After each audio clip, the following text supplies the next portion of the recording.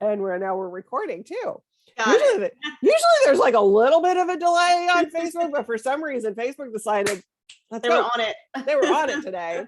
We hosted, I don't know if either of you know Martha Waters. She's a romance writer. She's darling. She lives in Maine.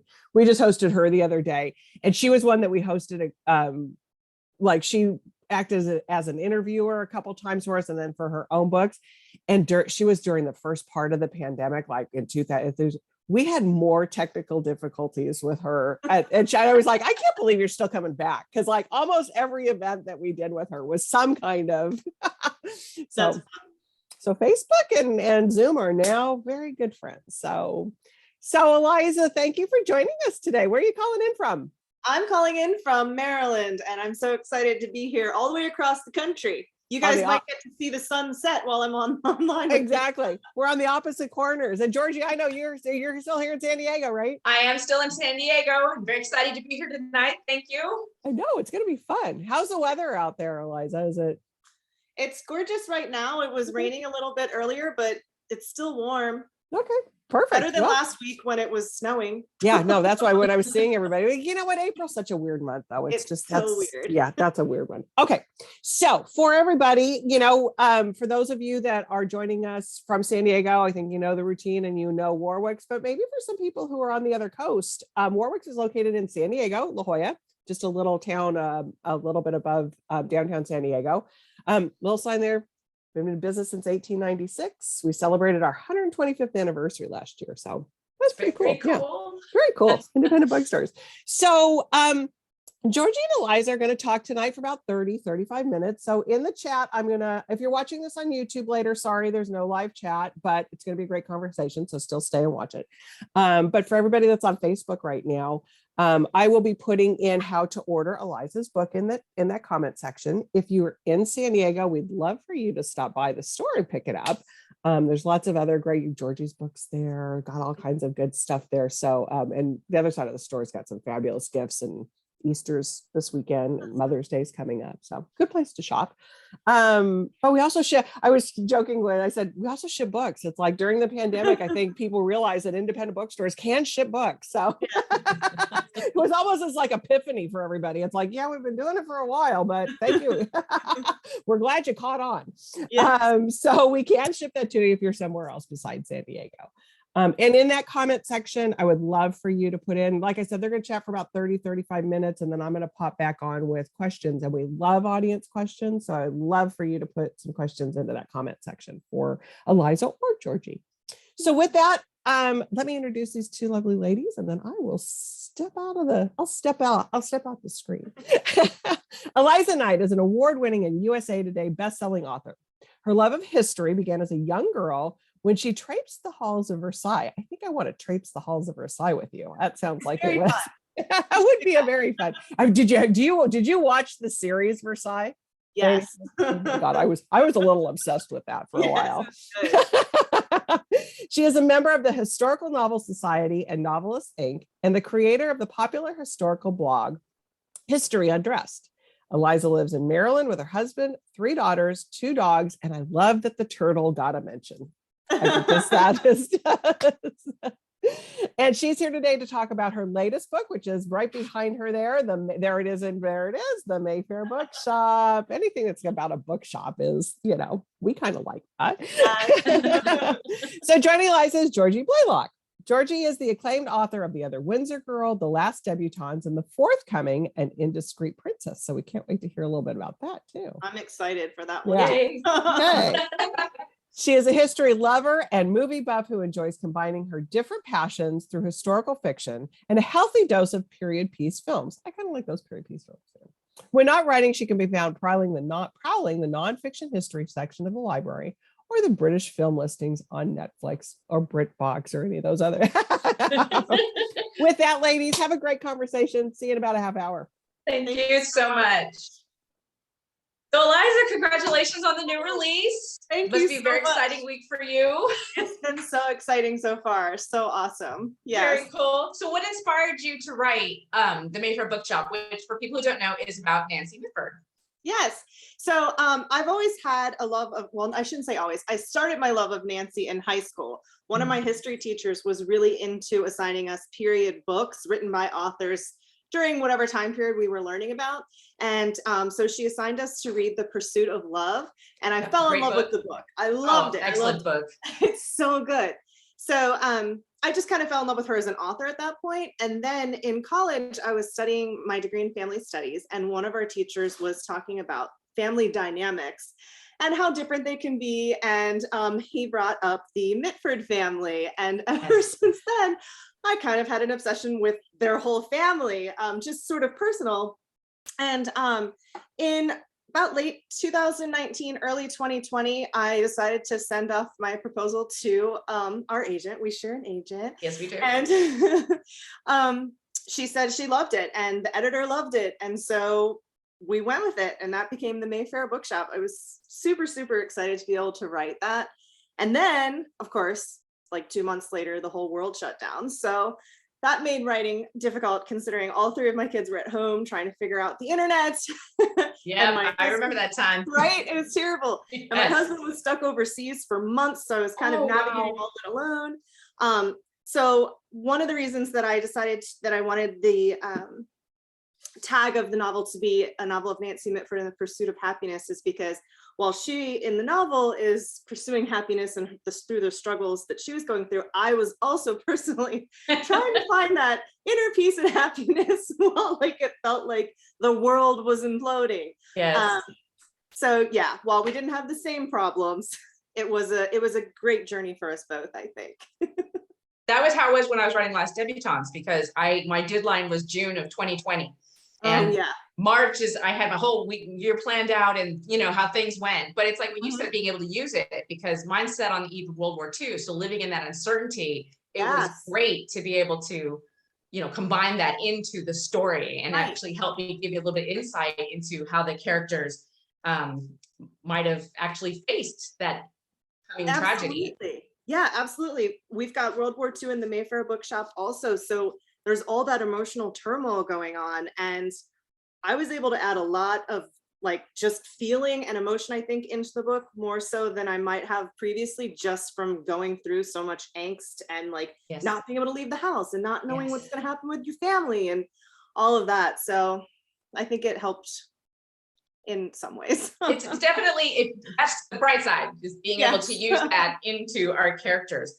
And so I was going to ask you if you had a chance to visit the bookshop, but I know you were writing that when the world was kind of, you know, have you ever had a chance to visit it? Or no, I have not had a chance to visit. I actually am going to be visiting it though this summer in July. I'm very excited about that. Yeah, so when I turned in the proposal, I had every plan seriously to go to the bookshop. I was going to see if I could rent the room above that my character Lucy in the book rents above the bookshop. I was going to live in this book for like 2 weeks. Nice. And then everything got canceled. So I wasn't able to do that. One of the other things that I had planned on doing, which I wasn't able to do till after the book came out, was visit the Jessica Mitford collection at Ohio State University. Yes. It was really great. I got to go in November or October of this past year, actually. My daughter works in the rare book room. She's a student there. So she was able to slide me in there on short notice with her boss once they opened back up. And it was cool to actually hold letters from Nancy to Jessica. There was even a letter from Nancy's husband, Peter, to Jessica. And it was, I don't know how I didn't cry all over everything and ruin it. I was very careful.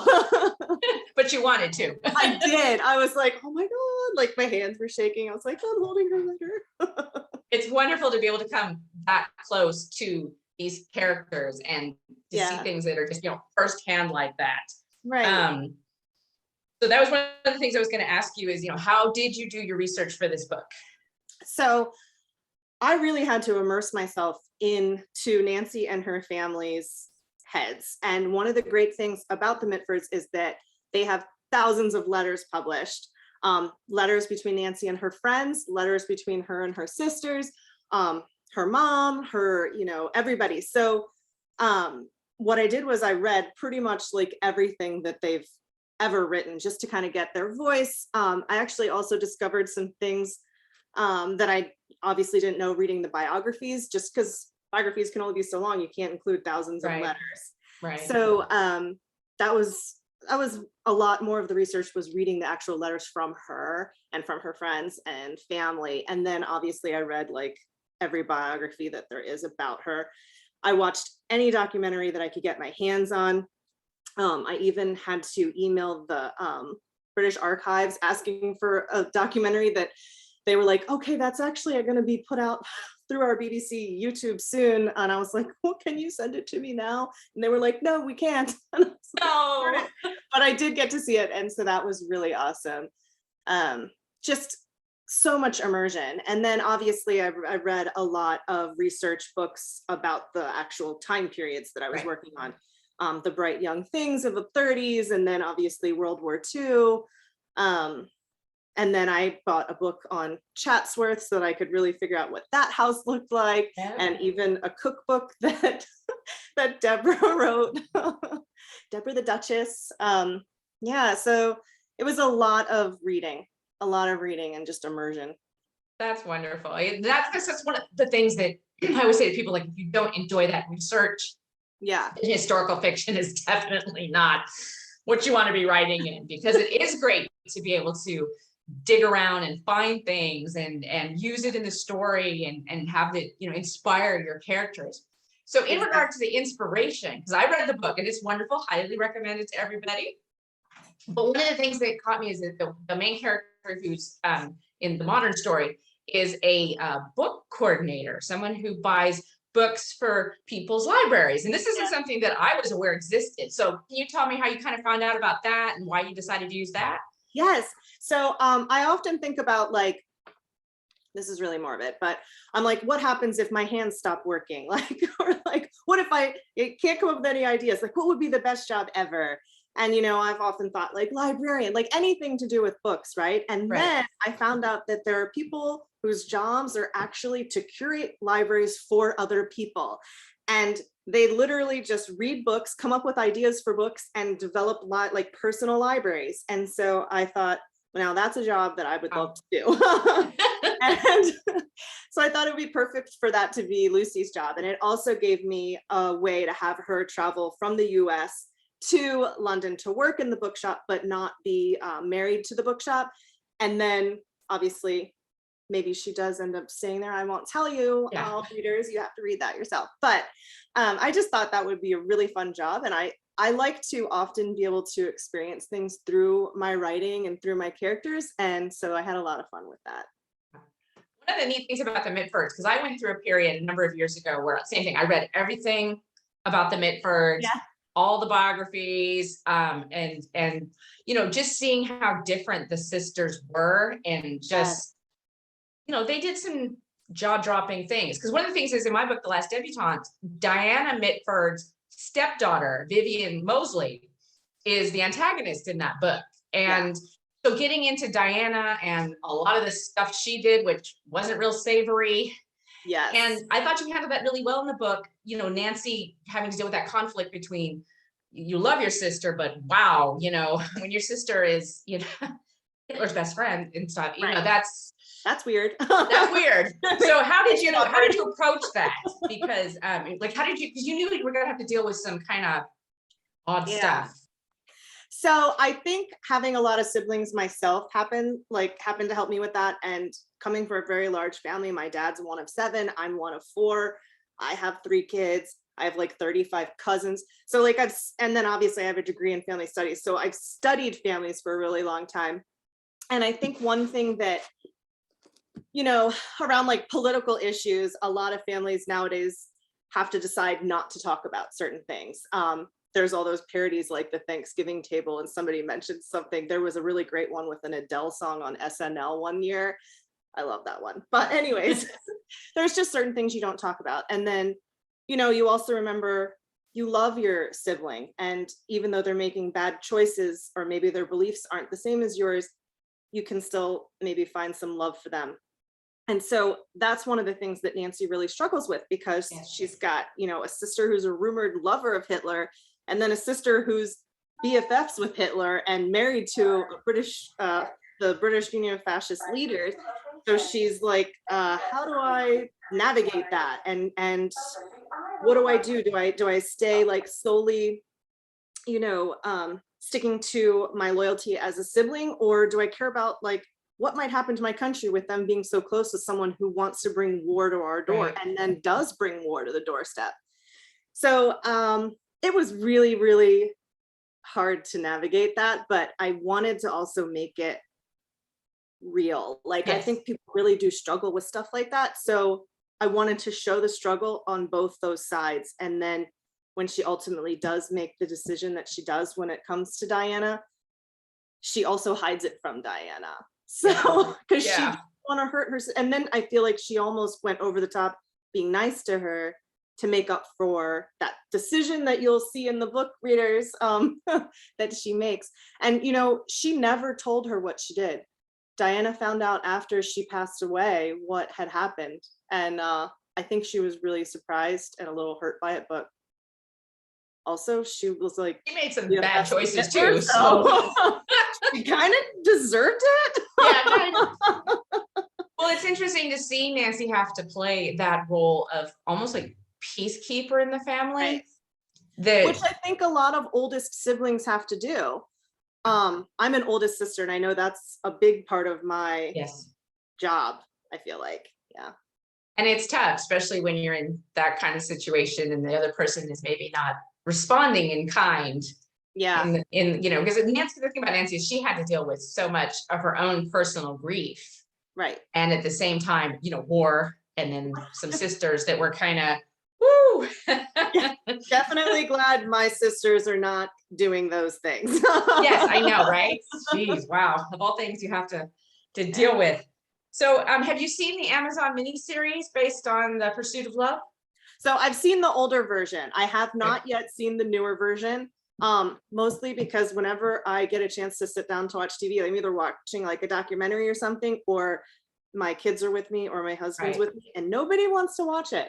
Yeah, no. I haven't even seen season 2 of Bridgerton yet. I don't know what to do. I need to take like off a week and just binge watch all these shows. But I really loved the earlier one with Rosamund Pike. That's my. Yeah, that is a good one. I've seen that one. It's been a while since I've seen it, but yeah, that was a very good one. Yeah, I like that. Thought that stayed very true to the books. Yeah. And I just want to say also, I love how you handled the Mitfords in your book. When I first read your book, I didn't realize they would be in there. And I was like, oh my God, I loved it.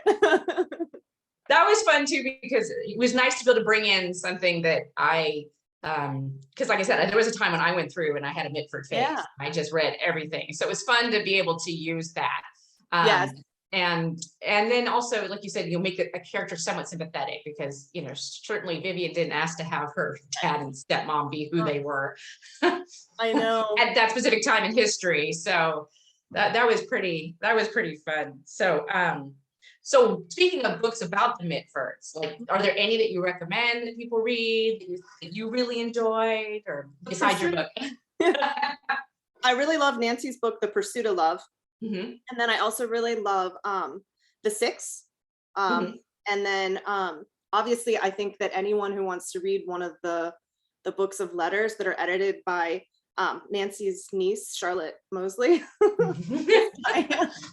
Diana's daughter-in-law, I think is what her position in the family is, or granddaughter-in-law possibly. The letters to me are the most fun because they read very comically at times, very sad at times. There's angry letters. They're fascinating. And I'm so glad that they kept them all. When Nancy was between writing novels, she ended up doing some work for a cousin, editing some family letters from some women from the 1800s and early 1900s. And she was having so much fun with that. She said to her sisters, we need to keep all of our letters going forward. Don't throw anything away. Someday someone might want to read our letters. And they do. Of course. Yeah, they were all like, what? No. But they did it anyway, because she was like, no, seriously, we need to. And lo and behold, we're all still obsessing over them 100 years later, reading all their letters. They're just sort of like a family that never goes away. Well, there's just so much there, just with the exception of the one sister, I think she married and kind of went into horse breeding and stuff, and you don't really hear much about her. A lot of the other sisters, it's just amazing that they just continued to have these kind of unusual lives, but then at the same time, a lot of them still had to deal with tragedies as time went on. And to see how they're estranged from each other, but then when the tragedies hit, they all sort of, you know, really rally around each other. And I think that's just very fascinating. And just, I think it's also that glimpse into that world, like especially their childhood. Right. That's, you know, World War II kind of washed it away, got rid of it completely. Yeah. I mean, it was already kind of hanging on life support at that point, but well, you throw fascism in there in that sense. And then you throw some less savory stuff in there. Woo, it gets, but also the way they were connected to so many people. So talk about, like, you know, how her and the Bright Young Things, and because I know when you're dealing with something that big, like when I was dealing with writing my Princess Louise books that's coming out, there's so many people in the art world she was interested in and knew and was friends with, that you have to kind of like pare it down to who were the one or two best representatives. Can you talk about how you did that with your book? Yes. They were literally everywhere and into everything. Yes, they were. So when I wrote my first draft, I included the hundreds of friends and all of the nicknames she had for them. It was horrible. My critique partners were like, please stop. I don't know who is who. And then you're changing all of their names and giving everyone nicknames. And my editor also requested, I had pared it down from there. And my editor then said, we need to really just focus on a few people here. Yes. You can say other friends are there, but we don't need to give everyone a name.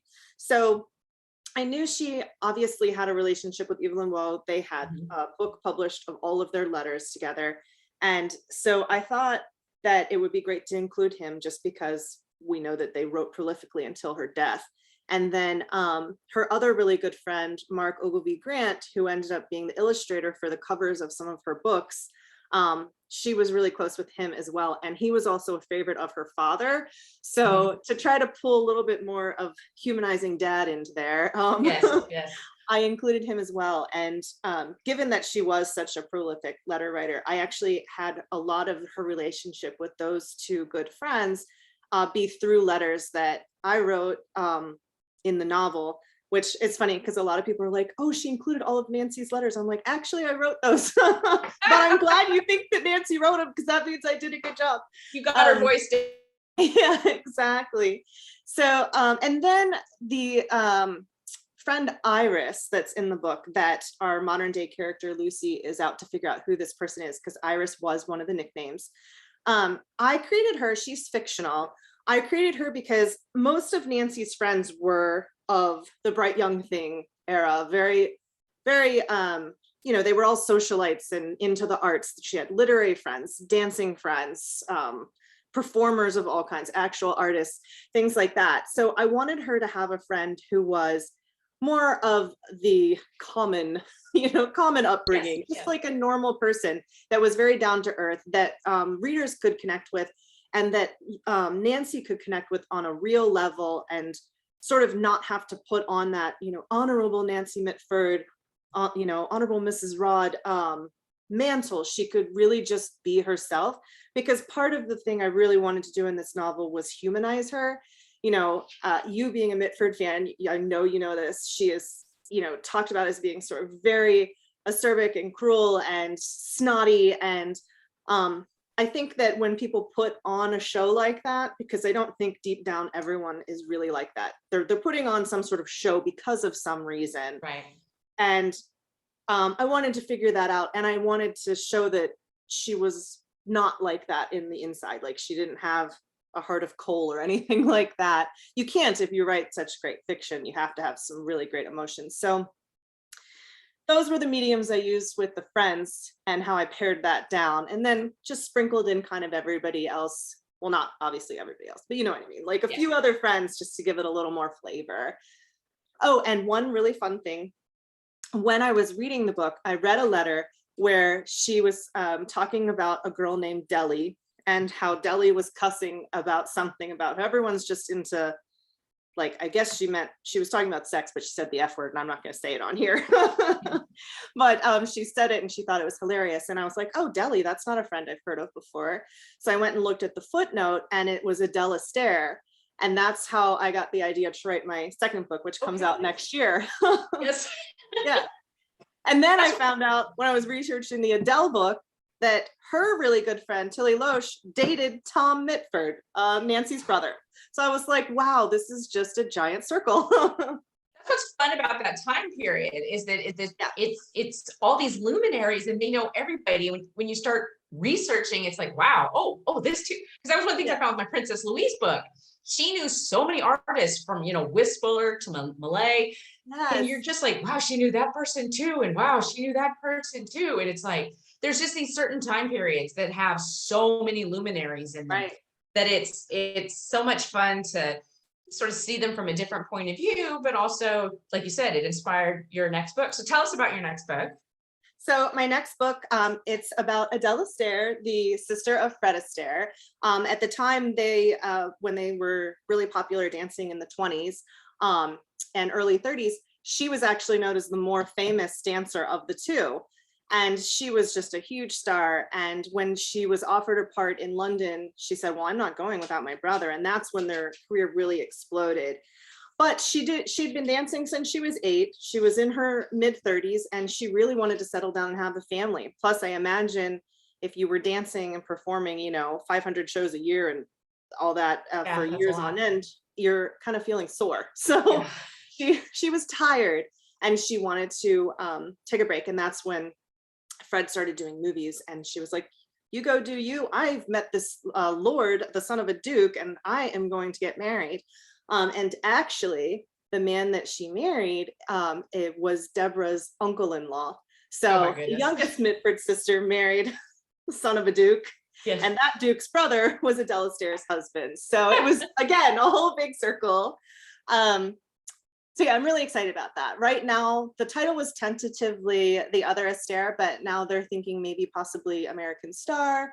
I'm not really sure yet. We'll find out soon. But yeah, that'll be next year. So in your research, you research this stuff and you find out these kind of amazing things about people and their connections. What was one of the things that surprised you the most, or that when you just discovered about Nancy, that kind of caught you off guard? You're like, whoa, or, or huh, or something. There was a lot of things that caught me off guard.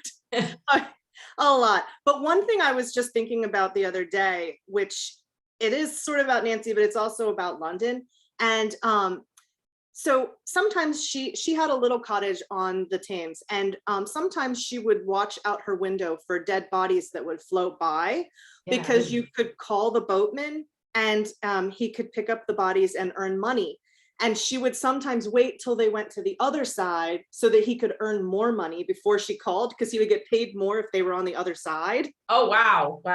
So that's kind of morbid, but generous at the same time. Yeah, that's wow. That's interesting. Yeah, I mean, somebody's got to do it, right? Right, exactly. And wanting to help someone. Right. She was being very kind. Yeah, so that was something very surprising. Very cool. So what made you want to be a writer to begin with? I think I'm one of those people that was kind of born with it. I remember being in kindergarten, stapling papers together and making my own little books. Apparently I didn't have a first word. I had a first sentence, which was, will you read me a book? And then in second grade, I self-published my own book called The Mouse Who Stole the Cheese. I made cover for it. And then third grade, I was published in a charity anthology. So it just sort of like spiraled from there. I was the editor of my high school paper. I actually started college as a journalism major, and then was taking a lot of family studies classes at the time for fun, and not enjoying the obituary and sports beat that I was on. So it was an easy switch at that time, being 20 or however old I was when I switched. And then I worked in the mental health field for a little while. Here's my giant dog saying hello. I worked in the mental health for a little while, but I was always still writing just for fun. And one day I just didn't want to do that job anymore. And my husband was like, why don't you try getting published? You write for fun anyway. It's something you literally have done since you were born. And so I did. And I got my first book published in 2008. Very cool. And how many have you written? I really don't know. Over 60. Yeah. Did you write another genre too, right? Yeah. So I also write historical romance. So the Mayfair Bookshop is my 6th historical fiction novel. And then I've written many dozens of historical romances. It's a bit of a transition too, isn't it? Yes. Because I know I wrote historical fiction, historical romance too, and Yeah. changed over to historical fiction. Can you talk about that transition? Sure. And how it was for you? Yeah, so the biggest thing about the historical fiction, well, I write biographical. So for one thing, the people are real and or really have lived. And so you really have to research their story. And I feel like there's a little certain bit of due diligence you have to do with that, just to make sure that you're doing their story justice and not telling it in a way that is not true or whatever. So there's that. And then as far as research goes, I think the research is a lot more in depth.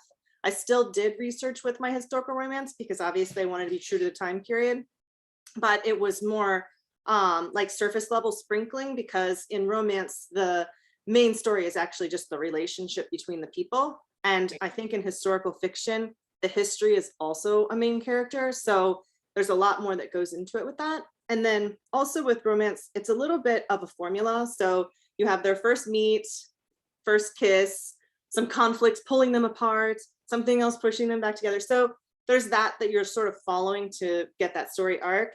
And then with historical fiction, there is no formula. You can do whatever you want. And that's a little bit freeing, but also challenging, I think. Yes, it is. It is very, because suddenly, I know when I wrote my first book, I went from, with historical fiction, you go back and forth between the man and the woman, or the hero and the heroine, or whatever. And then suddenly I was like, wow, I've never written a book just from one character's perspective. Yeah. And like you said, it's freeing, but at the same time, it's sort of, ooh. Yes, it is. It's challenging. But what also, are some of your favorite books besides, oh, sorry? I was just saying, but also in a fun way. It is. It's in a fun way. And then and the fun thing about historical fiction is being able to explore, I think, more time periods.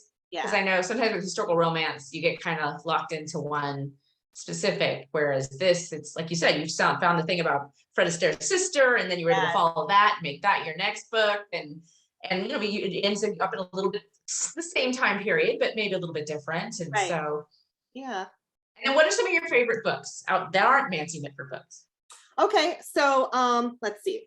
I love anything by Ken Follett, but Pillars of the Earth is my absolute favorite.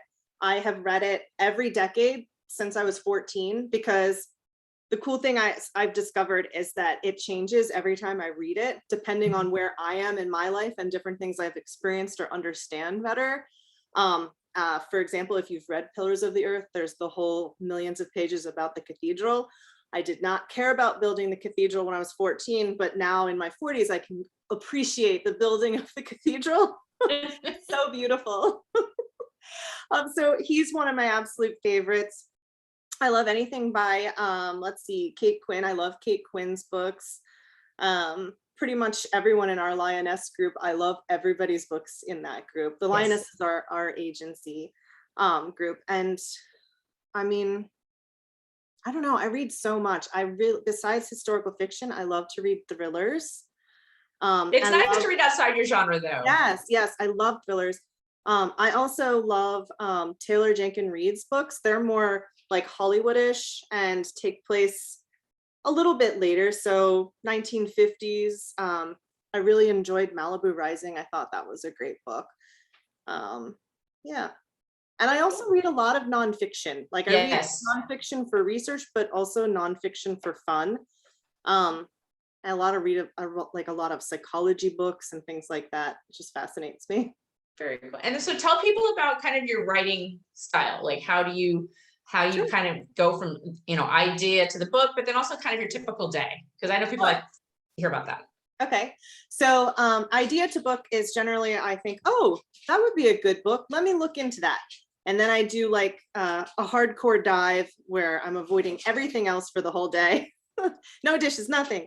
And I just dive a little bit deeper to see if it actually is a viable idea or sparks more interest. And once I fall in love with that and it's approved by editor, agent, whatever, then I will take several months to kind of just dive in with the research to make sure I have all of that done and character development and coming up with a plot.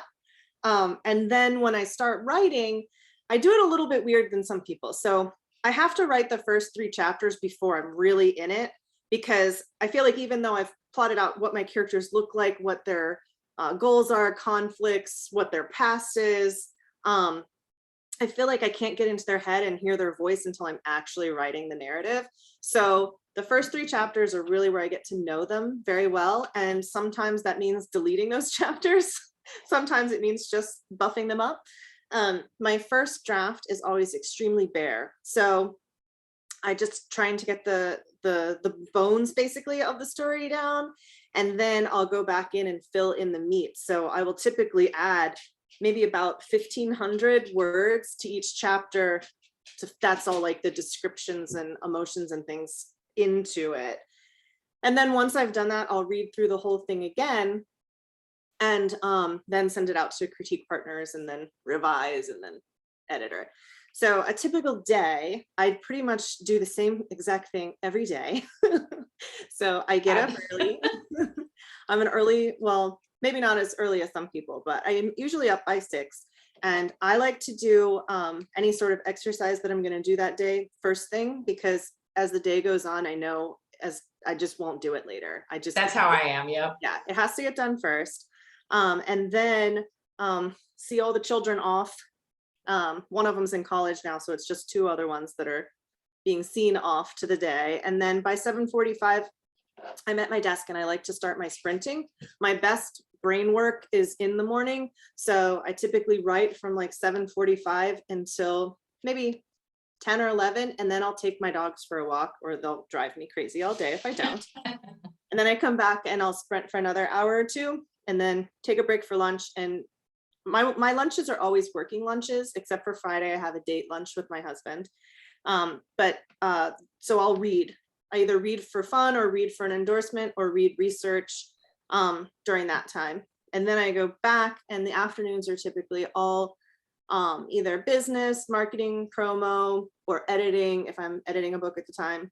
And I work till about, it depends on the day. If I'm doing lacrosse pickup, I usually have to leave at like 5. If I'm not doing lacrosse pickup, then I can probably work till like 5:30ish. But I typically like to be done by then. And then I like to be able to, like, you know, do any chores or errands or spend time with my family. My one daughter's got games during the week because she's in high school. So we go to games in the evenings, and then I like to cook. So I want to make dinner, and then I like to watch TV, and then I go to bed and I read every night. I force myself to read for at least 5 minutes, something fun that's not for work, just something fun, at least 5 minutes. And then I typically just pass out. Well, it's good to step away from like the work reading, because it gives your mind that chance to, like, if you're having a problem with the story or just, you know, by not focusing on it, the ideas percolate. Right. And so it's always good to do that. And it's always fun to read outside your genre too. Oh yeah. Again, it gives your brain that rest. Yeah.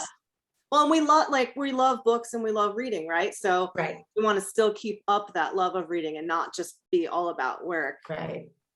Yeah. So after doing all your research about Nancy, if there was something you could ask her, like after seeing the letters, or I know in the book there's a mystery. I'm not going to say what it is, but did you have a mystery that you wish she could have answered?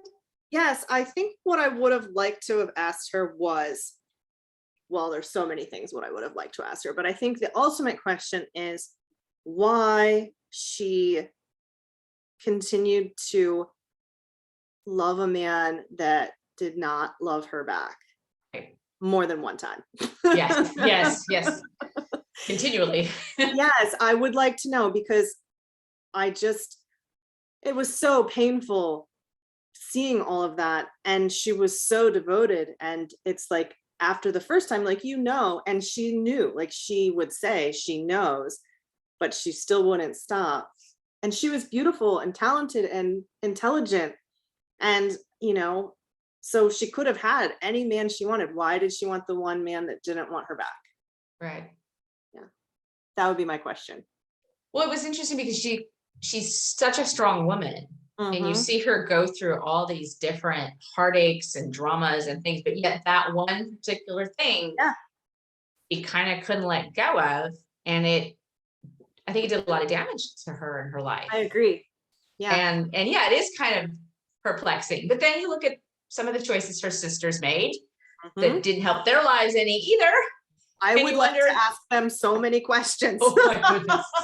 Oh my goodness. I have so many questions for you guys. So one of the things I notice when I do my research is people always look at specific eras and they think they're straight-laced and they're a certain way. And then you start reading about it and you're like, whoa, this is not at all, the PG version that I thought it was. Did you find a lot of that? And what was kind of the most surprising thing in regards to that? There was a lot more sexuality sort of things going on, they don't come right out, say that they're sleeping around, but I think it's very well known. Fairly well known and hinted at. And they said a lot of things that were very shocking. It's not all proper talk all the time. Yes, yes. So I think a lot of people, when they think of like 1920s, 30s, 40s, it's all, and also when you're talking about nobles and socialites and royals and things, they think everything's super proper, but it wasn't. Yes, no. And that's kind of funny. That's always hard to deal with too, because you're dealing with expectations. People think it's going to be proper, and you almost want to show them the research, like, no. Yes. There's been some early advanced cubbies, and some readers would say, I know that didn't happen. I'm like, no, really, it did. I want to comment so bad and be like, let me show you this page. Yeah, it happened. I swear. It's shocking because that's not how we view it. And then when you come across it in the research and then you use it, because I know my Princess Louise book, I actually put quotes in from Queen Victoria. You were talking earlier about the Nancy Midford letters. I use some of Queen Victoria's letters because part of it is the issue of, I don't know that anybody's going to believe me about kind of how nasty she was as mom. If they don't see her, if they don't see her actual letters, because she was the same. You get an idea in your head. That's fun. Yeah. Yeah. So it's always interesting that way. Hello, Julie. That's such a great conversation. I think it's really this last part that you're just talking about, though. I think it's so funny because I think we do have this idea that, there wasn't sex before, something was just so proper about these certain time periods, Right. And then it's like, oh, they are probably way worse than we are. Oh, yeah. Oh, yeah. Yes. Yes. And it's just like some of the scandals were like, But I think too with that is, even in the before social media, but now social media just would, they couldn't hide any of that stuff. Right. The way they were probably able to hide it a little bit better back in those days. Yeah. So, okay, I have a question for both of you, and we'll start with you, Eliza, because you both mentioned that you had written historical romances before. Do either of you still write those, or are you strictly on to, so Eliza, are you strictly on to just historical fiction now? So I'm still writing. It's much less. I used to write about 4 a year, and now I'm down to about 1 a year, because I've built such a huge fan base since 2008, and I hate to abandon them. So I'm still doing that. It's just less because the historical fiction takes so much time, and I don't want to abandon one or the other yet. How about you, Georgie? Did you go back and write? No, I finished up, I think my last one came out in 2016 or 2017, and then I've gone to straight historical fiction. Okay. Because like Eliza says, there's so much research involved, because I used to write mostly in the Regency, and yes, I would do research, but once you kind of have the basics down, you don't have to do quite as much research. Right. Whereas the more modern stuff, you're chasing down, like for the book that's coming out of mine, Indiscreet Princess, I found the James McNeill Whistler letters online. I think it's the University of Birmingham has them. And, you're digging through stuff and finding things. It's just, there's so much more research that can be both general and mundane. It doesn't. It's very time consuming. Very time consuming. Yeah. So my next question for both of you is, so you both write now, it can be current, it could be, older history, and you're driven by the characters or the people. For you, Eliza, it's real people. And for you, Georgie, too, to a certain extent, it's real people they're all real too, people. Correct? They're all real people. So is there somebody, do you have a list, or is it like just what you happen to stumble on? So Eliza, I'll let you take that one first. My list is never ending. Someone asked me this question the other day, and I said, I basically will never be able to write all of the things that I want to write. Right now, I've got the book on Adele Astaire releasing next year. And then I'm actually contracted now to write a book about Queen Elizabeth and her dog, Susan, who she got when she was 18. And I'm actually... I laugh about it because I'm still surprised that they are letting me do this. I'm so excited. I'm going to be using the point of view of the dog too. So I've been really enjoying writing the chapters. It's so fun and cute. But also, I love when books do that. There's a few of them that have done it, and it's really kind of fun. I mean, because a dog, if you really think about what a dog might be thinking, yes, it's really kind of funny. Well, and you know, she snuck Susan into the wedding carriage. She brought her on the honeymoon. So Susan really has like a dog's eye view of all these intimate moments. And so I'm really using her for a medium to see more into the human side of Elizabeth, which I'm really intrigued by. And then also for fun because it's endearing. Oh yeah. How about you, Georgie? Is there somebody, do you have just a list of people? It's just a list because it's like she was saying, you're going through, especially these characters that knew so many luminaries, and then you start to see these strange connections, and then you don't realize, wow, that person was there too.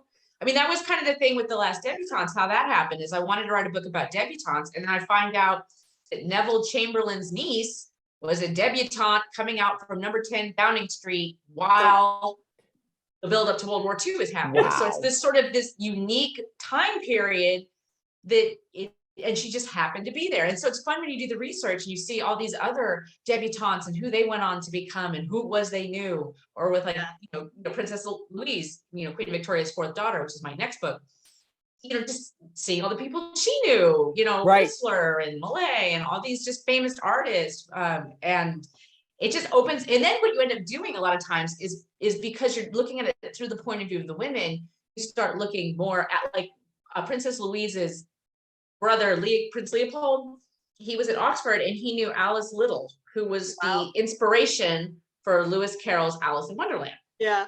And it's like, there's a story there, so it's just interesting because when you're looking at these stories from the point of view of women, you start to see the women that were in these areas at these unique times. And then it gives you so much to work with. Yeah. It's like a tree, like you start on the trunk, like where you are. Yes. And then as you go, like, it just keeps like branching off. How do all these connections come? Yeah. It's got, cool. and that's probably what keeps you all interested in even keeping motivated to keep writing these. Yes. Because of that fascination and that just like, oh my God, I can't believe this. There's just so much potential in so many different stories. Yeah. So fun. And so, so Georgie, I think we were talking, I can't remember if it was at the green room or when we actually started, but you were saying how, we love doing, and you, Eliza too, we love doing the virtual events because we had somebody, I think you said from Wisconsin. I think somebody was from last time. Well, Sharon is with us from Minnesota. So Sharon. Hello, Sharon from Minnesota. So we've got the coast covered and stuff in between. So that's what's fun about We love it. Yep. Yes. It's been so fun having both of you. Eliza, tell people where do you like to send people? Social media, website? What do you like to send people to? Well, I have a website, elizaknight.com, and then I'm also active on Instagram, Twitter, and Facebook. I can be found at Eliza Knight Fiction for Instagram and Facebook, and then just Eliza Knight on Twitter. Perfect. And Sharon says hi to everybody, by the way. And Georgie, how about you? You have a website, or what do you like to? I do. My website is georgieblalock.com. And then I'm on Instagram as @GeorgieBlaylock. I'm trying to be better about being more active. It's like a full-time job. Princess Louise book is putting on a lot of trivia about Princess Louise. And so if you're interested in the Victorian era and all that, and you want to learn a little bit more, I've been doing that kind of on a somewhat weekly basis. So that's fun. I like that. No, the social media, honest to God, it can be a full-time job for authors. I mean, it's a little bit crazy. Okay, we've got Brenda chiming in. Brenda's listening from British Columbia, Canada. Oh, so there we go. Hello, Brenda. So it's always fun. I love seeing where people are calling in from. So they're watching us from. So, ladies, this was great. Congratulations, Eliza, on the new book, Mayfair Bookshop. If you are so inclined, we'd love for people to buy it from Warwick's, but And also, if you haven't read The Last Debutantes, definitely give it a read. I was lucky enough to read it early and I loved it. Thank you. And congratulations again on your release. And I highly recommend it. I had a chance to read it before it came out and it is wonderful. Love it. And Georgie, when's your book? When's your new one coming out? Indiscreet Princess is coming out in September 28th. 28th of this year? This year, yeah. Well, then hopefully we'll be either seeing you in the store or here. So that would be one great. of those. Yeah. Eliza, thank you. Everybody have a good night. Thank you so much. Thank you, It was everyone. great having both of you. Bye, everybody. Thank you so much.